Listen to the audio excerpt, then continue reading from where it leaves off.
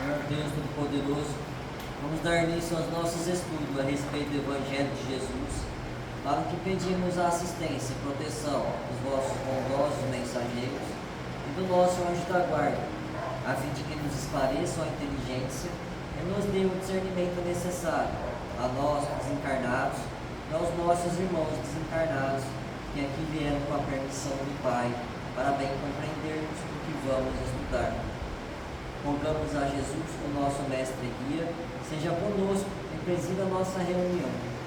Em teu nome, Senhor, seu bendito Filho Jesus, da nossa Mãe Maria, de Ismael e da irmã veneranda, a protetora desta casa, damos por aberta a reunião de estudos desta noite.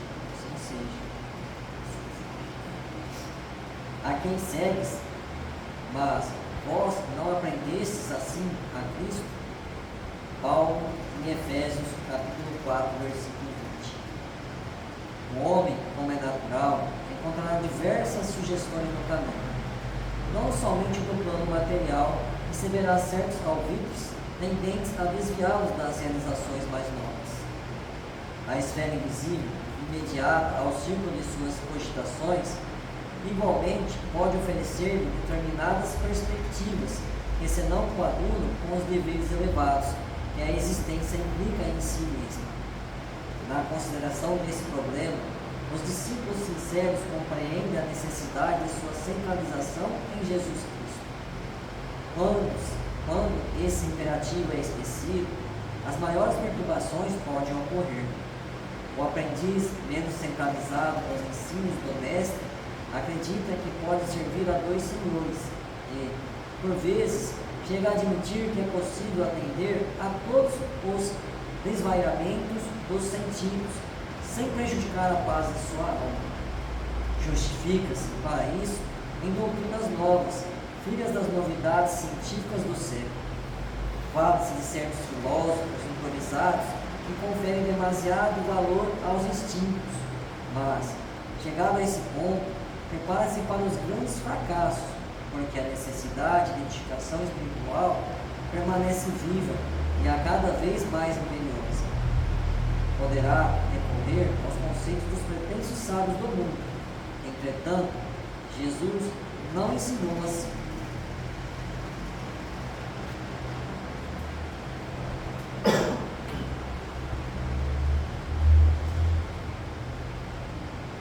Pai nosso que estás nos céus, santificado seja o vosso nome, Senhor. Que venha a nós o vosso reino, que seja feita a vossa vontade, assim na terra como nos céus. O pão nosso de cada dia nos dai hoje, Senhor. Perdoai as nossas ofensas, assim como nós perdoamos aos que nos têm ofendido. E não nos deixeis que entremos em tentações, e livrai-nos, Pai, de todo o mal, porque seu é o reino, o poder e a glória para sempre. Amém. Espíritos esclarecidos e benevolentes, bondosos mensageiros de Deus, que tendes por missão assistir aos homens e conduzi-los pelo bom caminho, sustentai-me nas provas desta vida. Dá-me força para suportá-las sem murmurar. Afastai de mim os maus pensamentos e fazei que eu não dê entrada a nenhum espírito que tentasse livre e conduzir-me no caminho do mal. Esclarecei minha consciência com relação aos meus defeitos e tirai-me de sob os olhos do véu do orgulho, capaz de impedir-os perceber e confessar o que mesmo. A ti, sobretudo, bondoso anjo da guarda, que mais particularmente velais por mim, e a todos vós, espíritos protetores que por mim vos interessais, fazei que me torne digno da vossa proteção. Conheceis as minhas necessidades, e elas sejam atendidas segundo a vontade de Deus. Que a paz que irradia do coração de Jesus e que abrange toda a terra, possa ser assimilada por todos os corações aqui presentes, tanto encarnados quanto desencarnados, para que ele possa dessa paz possamos compreender as leis que regem o mundo espiritual e ter a sabedoria de praticá-las em nossa vida diária. Em nome do nosso Mestre amado Jesus, da irmã veneranda e sua equipe espiritual que nos assiste, bem como dos nossos anjos da guarda, solicitamos que a água aqui exposta seja purificada em nosso benefício.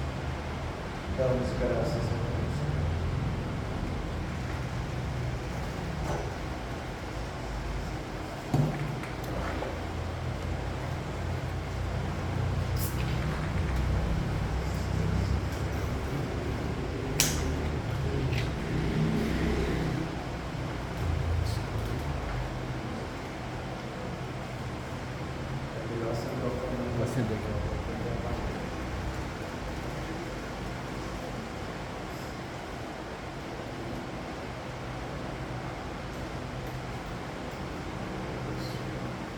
Boa noite.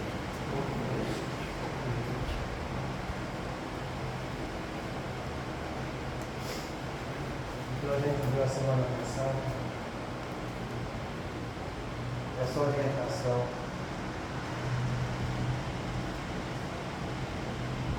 da espiritualidade superior em que ele diz o seguinte: eu vou ler novamente. A menos de um luxo, pessoas frívolas e descomprometidas com a seriedade da doutrina, foram admitidas nas atividades. E porque possuidores de recursos monetários e bem situados socialmente, logo adquiriram descarte, sendo colocadas em conta administrativo da casa, sem qualquer preparação emocional e espiritual para o comprometimento.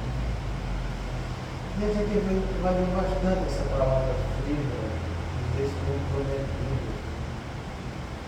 Essa palavra frívola, quando a gente usa, as pessoas às vezes acham que é uma ofensa.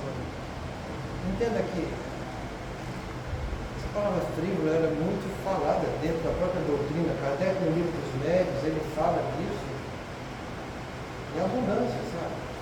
E nos chama muita atenção para isso. Desde o começo do livro, quando ele fala do método, ele fala que a pessoa não pode ser superficial, frívolo, encarar a doutrina com simplismo. Então, é algo muito interessante isso. A definição de frívolo eu trouxe para você, que não dá a atenção devida às coisas sérias, superficial, leviana.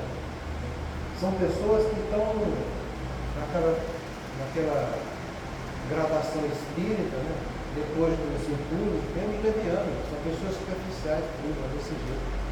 Então, a gente tem que ter muito cuidado, porque Kardec, numa mensagem que ele dá sobre a organização do Espiritismo, na revista Espírita, ele fala abertamente que quando você for constituir um grupo e pensar em fazer uma sociedade, você tem que juntar pelo menos umas 3, 4 pessoas que encarem a doutrina com profundidade. Porque se você for colocar qualquer um, primeiro você vai terminar se envolvendo com pessoas que não têm compromisso. E não têm compromisso são descomprometidas. E por isso vai ficar muito difícil depois você adquirir uma certa liberdade daquelas pessoas, porque elas ficam muito envolvidas do ponto de vista legal, humano, também no processo, sabe? Então, a gente precisa ter muito cuidado com essa palavra compromisso, sabe? E são obrigações morais de reciprocidade que existem com as pessoas. A pessoa que tem comprometimento, que ela tem compromisso com aquilo que ela assumiu, ela não vai falhar por qualquer coisa, não. É preciso acontecer algo muito grave, mas muito grave, porque aquele compromisso que ela teve, como em tudo na vida dela, entende? Ela tem prioridade.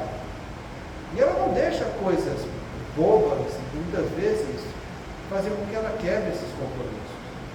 Ela é uma pessoa que sabe ter valor das obrigações morais de reciprocidade que assume. E isso é muito bonito, entende? Isso dá muita segurança quando você se envolve com uma pessoa desse jeito. Porque você sabe que vai contar com ela, entende? E ela vai estar lá, chova canivete, ela vai estar lá. Então, eu estava pensando ali agora, nessa palavra compromisso, eu me lembrei de uma mensagem que eu recebi. Eu trouxe para vocês aqui, que isso aqui fica guardado comigo desde 2006. Já faz um bom tempo, vai fazer 18 anos. E foi quando a gente começou a trabalhar aqui, com as dificuldades todas, que Rangel sabe como que era. Né? E eu recebi essa mensagem, eu falei para vocês, em momentos difíceis da vida, sabe? E ele disse o seguinte para mim, olha como é que é a mensagem. Veja como era a situação da nossa reunião medruca na época. Porque tudo era muito dificultoso. Ele tinha vários médicos que não seguiam muitas vezes os padrões doutrinários e que era difícil você conseguir manter um equilíbrio da coisa. Então, olha como é que ele começa a mensagem. Boa tarde, irmã. Pensei que hoje não poderia me comunicar contigo. Eu coloquei em frase. Faltava papel e caneta na mesa. Bem interessante. A luta, meu companheiro, é brava, sofrida, testada a todos os momentos. Mas nada está perdido. Muitas portas e janelas se abrirão com uma luz muito brilhante. Deus nunca te desamparou. Você guarda os demais e Deus acolhe os teus com carinho, coragem e fé. Um amigo de todas as horas que está ao lado. Esse mesmo amigo que falou na semana passada. Quando eu falei que eu já imaginava, era a peça. Entendeu? Então eu quero que você entenda só uma frase que tem aqui. Só uma. Você guarda os demais e Deus acolhe os teus com carinho. Isso não só serve para mim, não. Isso serve para qualquer um que é trabalhador dentro da seara espírita ou qualquer um que assume alguma coisa diante do cristianismo, seja em outro tempo, tá entendendo? Seja lá quem for, entendeu? A coisa é a mesma. É por isso que eu estou falando para vocês que vale a pena ter compromisso. Vale a pena você ter comprometimento, que é você exercitar aquele compromisso, mesmo você passando por dificuldades. E falando, esse irmão só vendo a mensagem comigo, assim, é evidente, é raramente, mas é muito raramente mesmo. Então, para ele ter vindo e falado alguma coisa, é porque aquela situação que eu estava passando não era muito confortável. Entende? E olha, até o questionamento de eu cuidar, a me dedicar para os outros, ele realça. Enquanto você está ajudando os outros, Deus está ajudando os seus. Porque às vezes eu vejo as pessoas faltarem, entende? Por motivos banais, está entendendo? Todo mundo quer Deus dentro da sua casa, Deus cuidando dele, Deus cuidando dos seus. Todo mundo quer. Entende? Mas é como eu sempre falo, entende? Para faltar a casa espírita, as pessoas faltam com uma simplicidade imensa. Mas quando elas sentem a falta de Deus na casa deles, eles ficam muito desesperados. Então, será que não dá para você entender que você tem um compromisso com Deus dentro da doutrina espírita? Será que não dá para você perceber isso? E que esse compromisso está registrado na tua consciência, que é onde está gravada essa lei de Deus?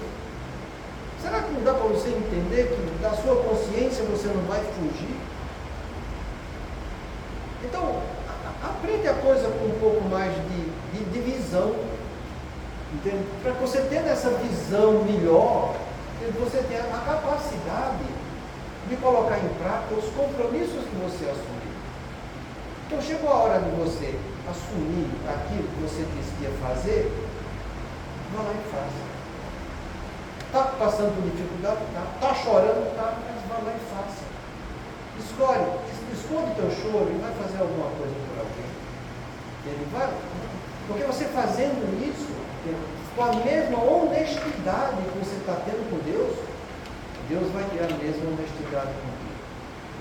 Porque foi assim que Jesus falou para mim, para a gente, a todo mundo, entende? Aquele que der testemunho de mim diante do Pai, eu darei testemunho dele diante do Pai também. Então, entenda, se você faz por Deus, pelos seus irmãos, Deus vai fazer muito mais por você. Tá? Então, cuidado com isso aqui. Tenha comprometimento. Não seja superficial. Não seja leviano de focar a casa de Deus por qualquer coisa. Porque quando você sentir na sua casa a falta de Deus, vai ser um golpe muito grande. E muito grande mesmo, sabe? Então ele nos alerta para isso.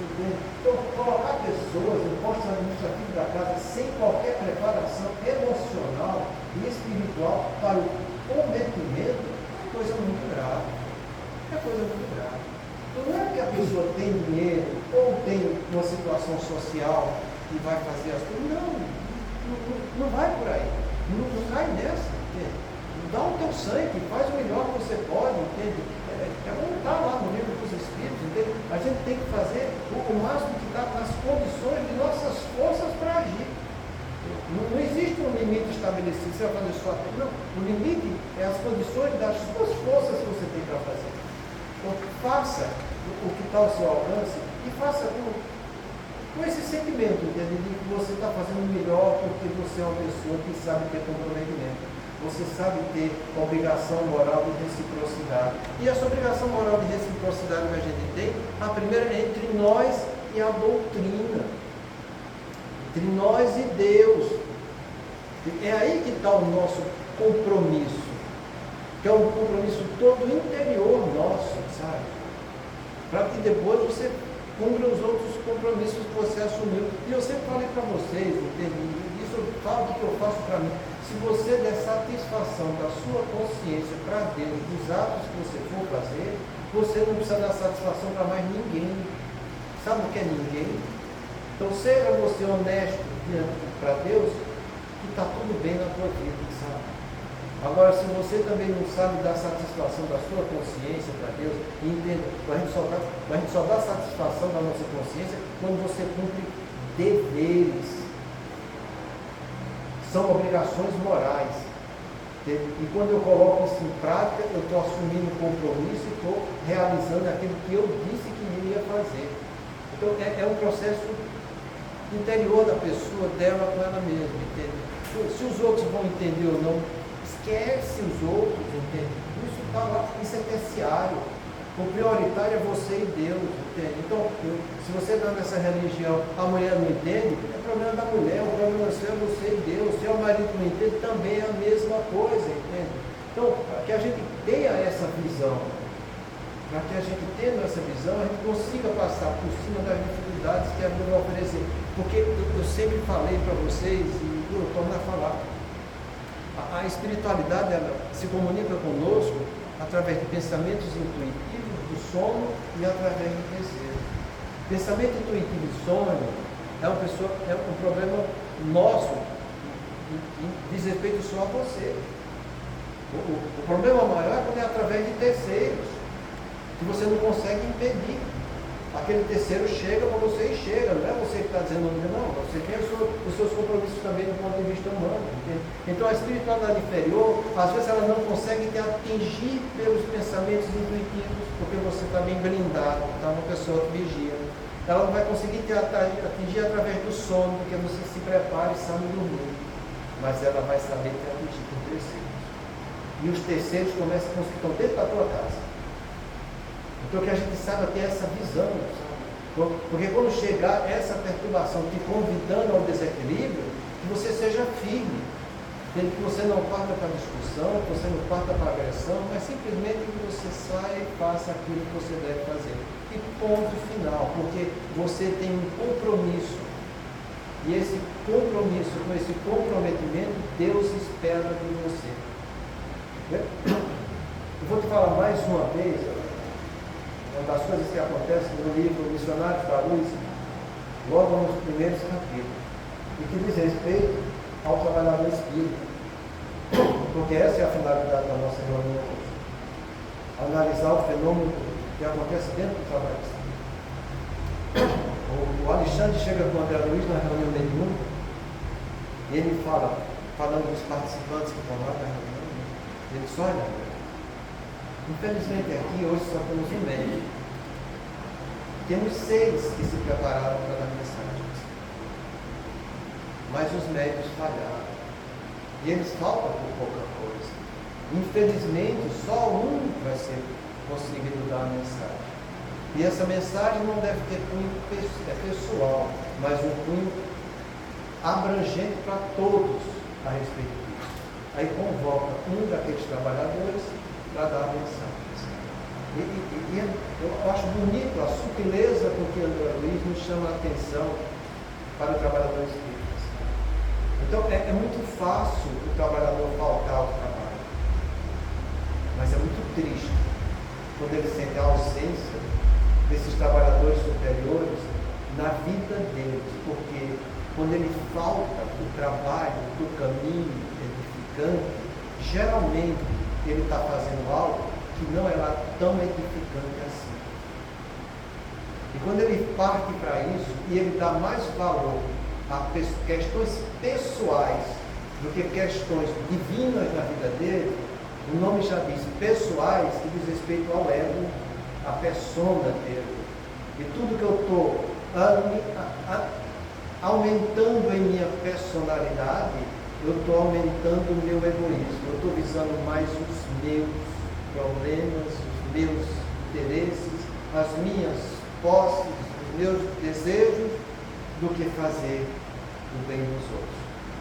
Agora imagino que a pessoa fica lá se preparando para uma comunicação espírita, sabe Deus quanto tempo ele se preparou para aquilo, e na hora H falha. Para vocês terem uma noção, médios que têm facilidade fluídica não são todos. O André Luiz, para começar a psicografar por Chico, foram precisos 3 anos de frequência direta nos trabalhos de Chico para aproximação fluídica entre os dois e ele conseguir passar a mensagem do teor que ele deveria passar. 3 anos, tá? De preparo para um médico como Chico Xavier.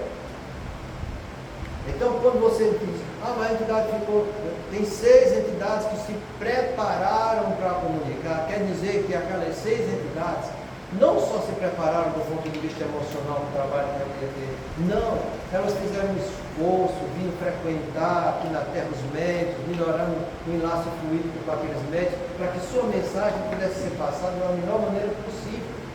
Então, analisa um pouco a coisa com essa visão mais ampla, sabe? Para você ver como eles se preparam com carinho lá. E como a gente não trata como deveria tratar os nossos compromissos, cara. Porque a maioria desses descomprometidos, das pessoas descomprometidas, elas são frívolas, são superficiais, são levianas e não encaram a mediunidade como deve ser encarada. Com o teor de seriedade que deveria ter. Então, se eu tenho que ter essa visão espiritual de como se processam as coisas, eu tenho que ter muito mais carinho e muito mais delicadeza e precisão com as pessoas que eu vou colocar nos departamentos da casa espírita, porque cada departamento vai ter um compromisso com Deus diante daquela função que a pessoa vai executar. Então, se ele vai trabalhar com os jovens, ele tem que entender esse compromisso dele. Entende? Porque esses jovens estão esperando por eles. A atmosfera espiritual que envolve esses jovens estão esperando por aquela pessoa que vai ajudar no esclarecimento e na doutrinação dessas crianças. Entende? Então, é um trabalho muito bonito a respeito disso. Então, e você procure colocar pessoas cada vez mais entendimento, entende? Para que esse entendimento gere mais compromisso entre eles. E assim a casa espírita possa trabalhar de uma maneira harmônica. Porque uma coisa eu digo, que Deus está sempre perto da gente, todo mundo sabe disso. Deus, Jesus, o anjo da guarda, o Espírito familiar, todos eu tenho certeza que eles estão perto da gente. O problema somos nós que viramos as costas para eles. É aí que está o problema. Então que a gente procure não virar nossas costas e fazer o melhor que a gente pode naquilo que a gente está desempenhando, sabe? Porque é isso que eles esperam da gente. Então, isso é um relato do livro que a gente está estudando. Né? Então, o Alípio faz o seguinte comentário: jamais um centro espírita sério deve haver frivolidades e descomprometimento. Isto aconteceu pela facilidade financeira e social, para que se mantivessem compromissos assumidos. Será que os fins justificam os meios? Então, por que é que aconteceu isso? E aí que está o importante, sabe? Que é uma das grandes falhas do ser humano. A gente é mestre em analisar fatos, coisa que Deus não dá valor. Mas Deus dá valor às intenções que motivaram os fatos. Eu acho que são 6 a 7 vezes que isso está repetido no livro dos Espíritos, com as perguntas que ela fez. Já não vos disse que Deus não olha para os fatos, mas as intenções que motivaram os fatos? É isso que Deus vê. Se você for analisar o fato em si pelo fato, você tem uma visão diferente daquele que gerou aquele fato. A capacidade evolutiva de cada um é diferente de cada um. E se você for pegar lá no Pará, os índios, quando eu peguei lá, um menino de 12, 13 anos, para ser declarado homem, ele tem que pegar uma onça pelo pé, né, pela mão. Rapaz, eu atendi um menino lá, não deu para contar os retalhos que teve no couro cabelo dele, com as unhas da onça passando assim na cabeça dele, e rasgando. Mas ele chegou ao nível, ele matou a onça. Nativa. Então, eu fiquei lá, eu dei um monte de ponto naquele vídeo. Isso é legal, todo retalhado, né? Mas para eles aquilo ali é algo que é primoroso e fundamental, porque senão ele não é considerado um homem da tribo. Cultural, né? É cultural, isso. Para a gente é um absurdo. Então, se eu fosse falar, mas isso é um absurdo o negócio. Para você, a sua visão é essa, do fato. Mas vê as intenções que geraram os fatos. Crianças lá que nascem deformadas, quer dizer, em algumas tribos, em outras já não era desse jeito, pela assistência que era dada para cada espírito. Mas se nascia criança com o pé torto, algumas com espina bíblica, eu peguei algumas espinas bíblicas lá, eles matavam na hora que nasciam. Por quê? Esse filho não está preparado para sobreviver entre nós. Ele não tem como sobreviver na floresta, entende? Ele é uma pessoa vulnerável. Entende? Então eles já matam e sacrificam para que ele não venha sofrer. Então a visão delas é essa, para que essa criatura não sofra, é melhor que ela morra. Eles enxergam desse jeito. Para nós é um absurdo, para outros é assassinato. Né? É a visão de cada um. Está entendendo? Então, isso é importante a gente ver. Então não fica analisando o fato das coisas, mas procura analisar a intenção que gerou o fato. E se você não consegue entender essa intenção, que você vai lá e pergunta à pessoa. Você vai lá e veja por que aconteceu aquilo, foi baseado em que ela fez aquilo, para que você tenha uma noção aproximada da coisa, e você vai ver que muitas vezes aquela capacidade que você tinha de julgamento, ela fica de uma maneira muito mais amena de você analisar aquela criatura. Não foi à toa que Jesus falou, não julgueis para não serem julgados. Às vezes eu vejo as pessoas falar isso, não julgueis para não serem julgados, e param por aí. Não deve parar por aí. Não foi assim só que Jesus falou. Jesus falou, não julgueis para não serem julgados. Porque com a medida que você julgar, você vai ser julgado. Então, você não tire a frase do contexto. Porque se você tirar a frase do contexto, ela tem uma noção totalmente diferente do que vai ter no contexto. O contexto quer dizer que eu tenho que saber qual é a medida que eu estou usando. Porque a medida de Deus é perfeita. E a sua não é perfeita. Então, por qual medida você está julgando? Você está julgando pelo fato ou pela intenção que gerou o fato? É aí que você tem que entender. Então, qual é a medida que você está analisando o proceder de fulano, ciclano e beltrano? É pela sua medida ou é pela medida de Deus? É assim que a gente vai entendendo Jesus, sabe? Então, você deve analisar e julgar as coisas, mas veja a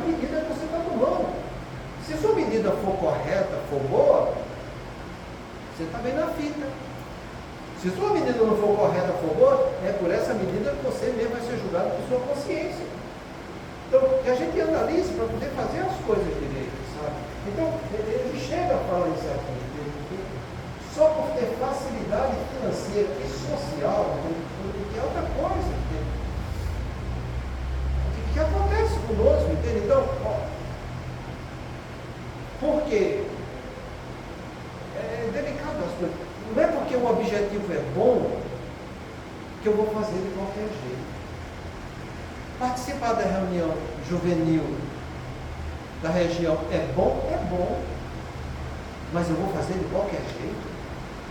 Será que é bom se eu fizer de qualquer jeito? Eu estou dando educação infanto-juvenil para que essa educação infanto-juvenil que eu estou dando, eles possam me representar lá o nome da minha casa espírita. Pô, você não dá, mas você quer representação. Então você pega qualquer um de qualquer jeito e diz, vai lá. E o pior é que o outro vai. E é aí que fica tudo comprometido. Então o que é que você tem que fazer? Não vá. Ah, mas existe um departamento na nossa casa. Existe um departamento, mas não existe pessoas naquele departamento. Então se não existe pessoas naquele departamento, fecha-se. Até você capacitar pessoas para que venham ocupar aquela função. E a coisa surja novamente. Então, você tem que ser assim. Não é porque o objetivo é bom que eu vou fazer de qualquer jeito, sabe? Então, não é porque o objetivo é bom, do ponto de vista social, que eu vou colocar pessoas em departamentos, e minha casa espírita tem 30 departamentos. Departamento, para dar um pau, tá entendendo? Quais são os que funcionam dentro da doutrina? Quais são? É aí que vale. Entende? Qual a tua intenção em mudar tanto departamento que não está tendo a função que deveria ter? Você acha que tem espiritualidade boa do teu lado fazendo isso? São coisas que a gente tem que analisar. Você tem que pensar. Porque a gente quer que Deus esteja do nosso lado. Mas a gente está fazendo um trabalho que vai nos levar até Deus? Ou a gente está fazendo um trabalho que vai bater de frente com Deus? São coisas que a gente tem que pensar. Por isso que ele fala aqui, será que vale a pena, entende? Pela facilidade financeira e social, de ter várias coisas, várias pessoas, né? Será que vale a pena isso? Para eu manter compromissos assumidos? Não vale, gente. Não vale. Deus não quer isso da gente. Eu torno a repetir, Deus não vai julgar o fato que você está fazendo. Deus vai analisar e vai julgar a intenção que gerou o fato.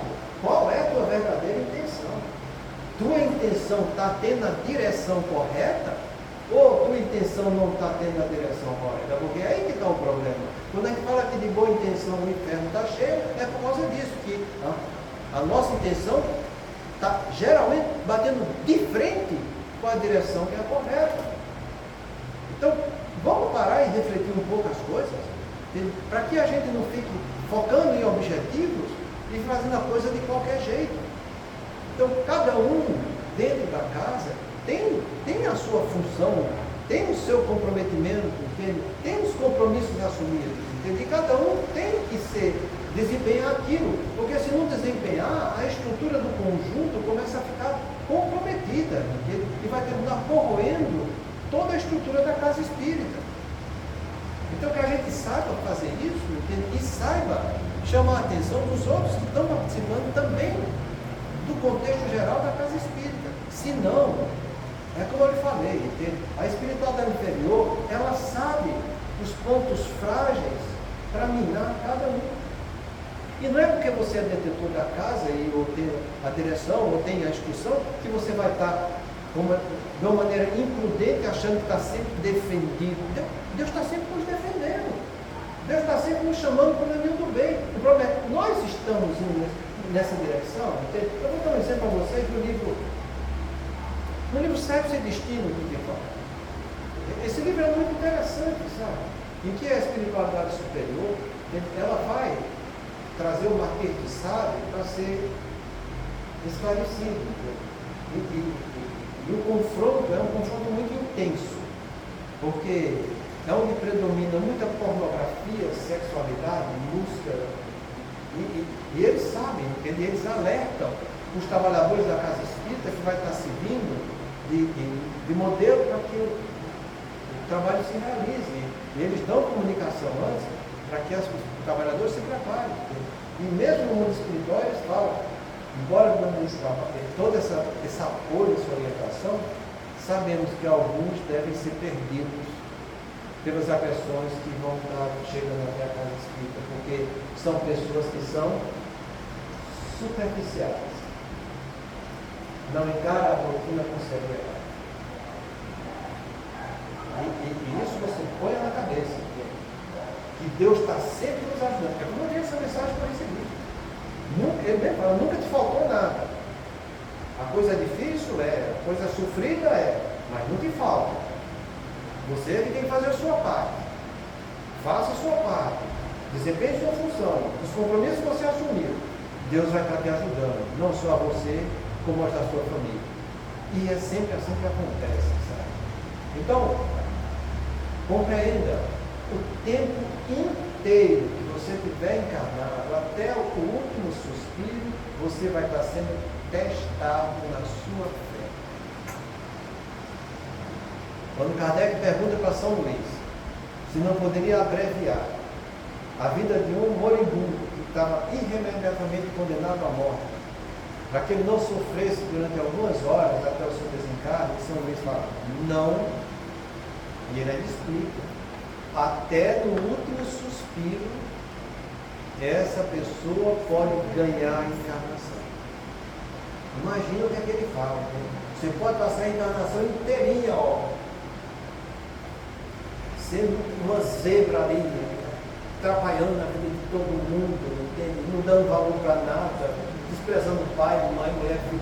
Pode ser aquela íngua, tá entendendo?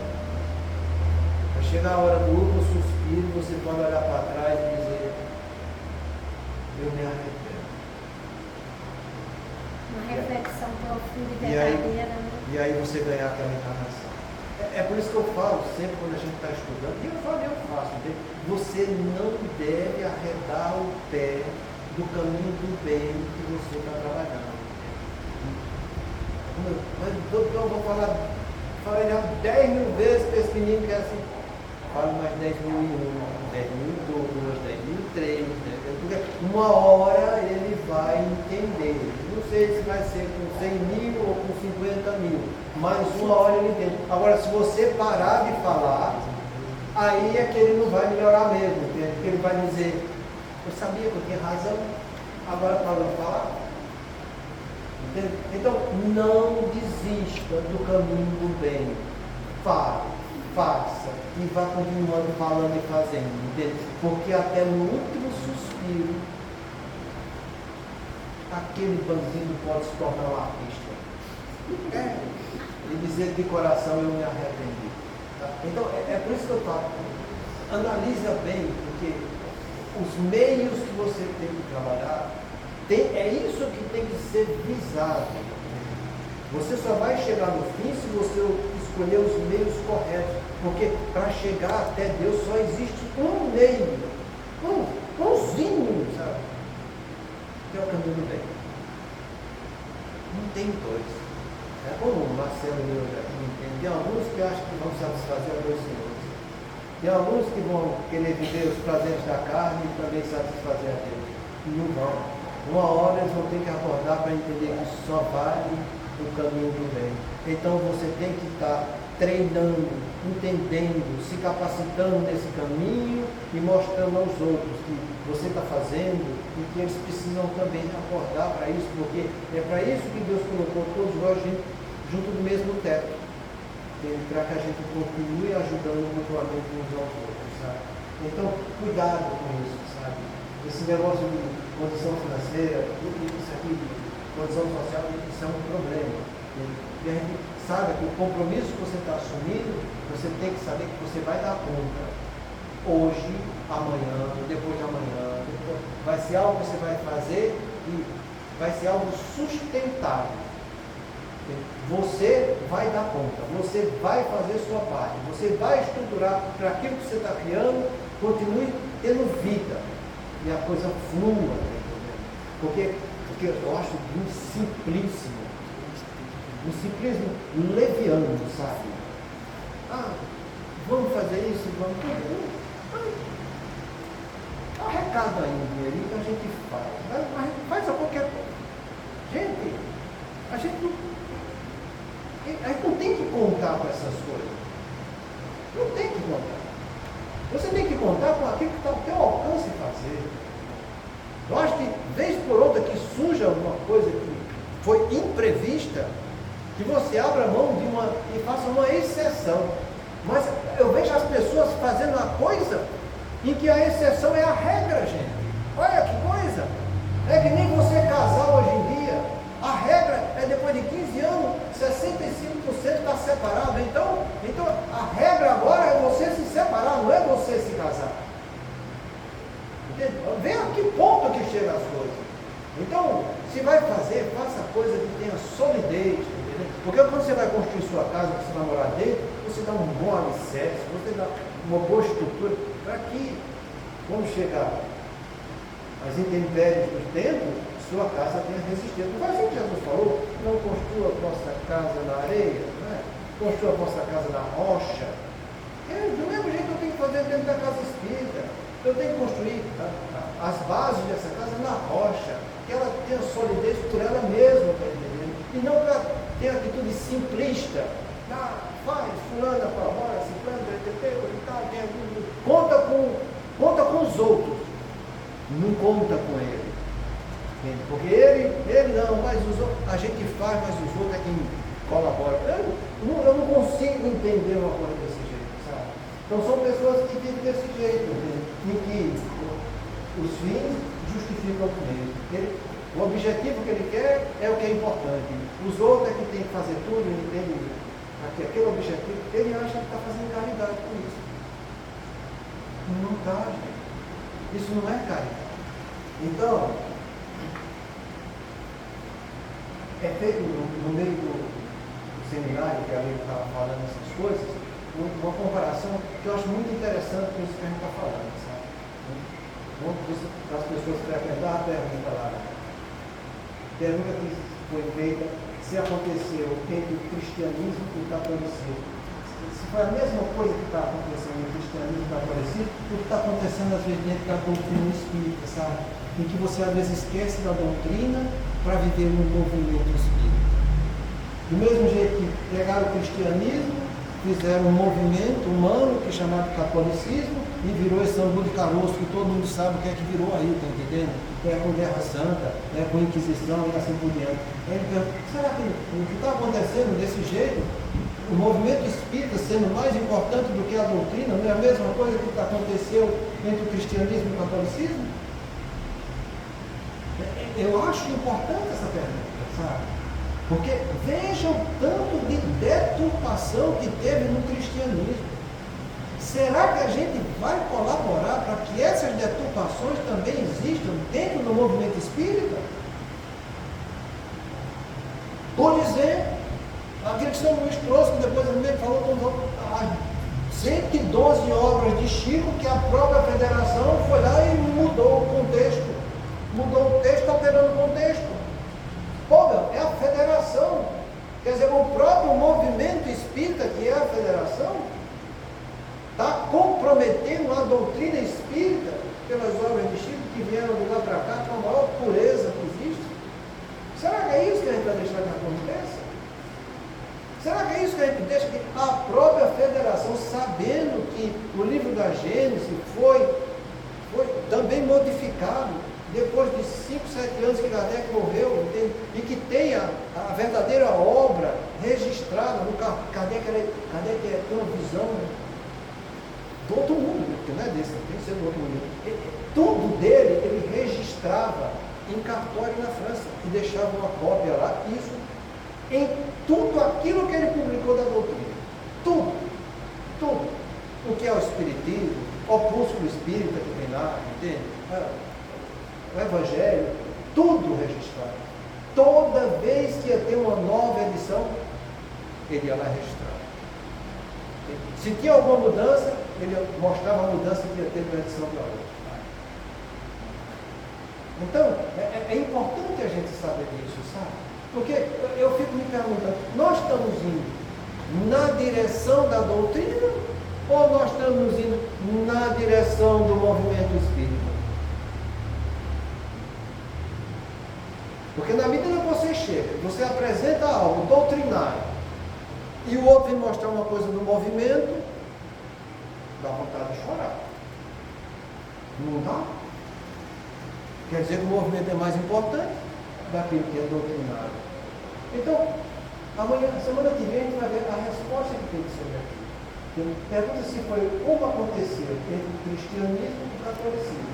O que está acontecendo agora entre a doutrina espírita e o movimento espírita.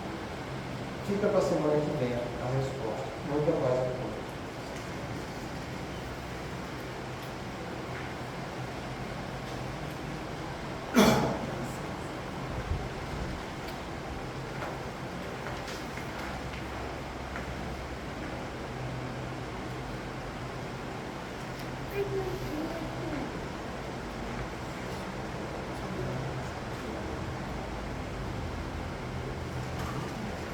Deus nosso Pai, que tens poder e bondade, dai-vos aquele que passa pela provação, dai luz àquele que procura a verdade, pondo no coração do homem a compaixão e a realidade. Deus, dai ao viajor a estrela viva, ao aflito a consolação, ao doente o repouso. Pai, dai ao culpado o arrependimento, ao espírito a verdade, à criança o guia, ao órfão o pai. Senhor, que a vossa bondade se estenda sobre tudo o que criaste. Piedade, Senhor, para aquele que vos não conhece. Esperança para aquele que sofre. Que a vossa bondade permita aos Espíritos Consoladores derramarem por toda parte a paz, a esperança e a fé. Deus, no raio, uma faísca do vosso amor pode abraçar a terra. Deixai-nos beber nas fontes desta bondade fecunda e infinita, e todas as lágrimas secarão. Todas as dores apalmaciam, num só coração, num só pensamento subirá até vós como um livro de reconhecimento e de amor. E Moisés sobre a montanha, nós os esperamos com os braços abertos, ó poder, ó bondade, ó beleza, ó perfeição, e queremos de algum modo alcançar a vossa misericórdia. Deus, dai-nos a força de ajudar o progresso a fim de subirmos até vós. Dai-nos a caridade pura, dai-nos a fé e a razão. Dai-nos a simplicidade para as nossas almas, o espelho onde se refletirá a vossa imagem. O tempo não para. Se agora encontras o teu ontem, não ouvides que a tua ação de hoje será a luz ou a treva ao teu amor.